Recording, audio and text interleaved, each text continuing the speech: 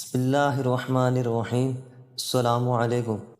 حضرت ابو ہریرہ رضی اللہ تعالی عنہ راوی ہیں کہ نبی اکرم صلی اللہ علیہ وسلم نے فرمایا، 7 آدمی ایسے ہوں گے جن کو اللہ تعالی قیامت کے دن اپنے سائے میں رکھے گا، جس روز اللہ کے سائے کے سوا اور کوئی سایہ نہ ہوگا۔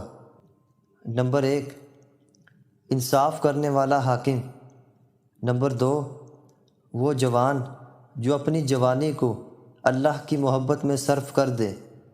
نمبر 3، وہ آدمی جو مسجد سے نکلتا ہے تو جب تک وہ دوبارہ مسجد میں نہیں چلا جاتا اس کے دل کو سکون نہیں ملتا، یعنی اس کا دل مسجد میں لگا رہتا ہے۔ نمبر 4، وہ 2 آدمی جو محض اللہ کے لیے آپس میں محبت رکھتے ہیں، اگر یکجا ہوتے ہیں تو اللہ کی عبادت میں اور جدا ہوتے ہیں تو اللہ کی محبت میں، یعنی حاضر و غائب خالص اللہ کی رضا کی خاطر محبت رکھتے ہیں۔ نمبر 5، وہ آدمی جو تنہائی میں اللہ کو یاد کرتا ہے اور خوف خدا سے اس کی آنکھوں سے آنسو جاری ہو جاتے ہیں۔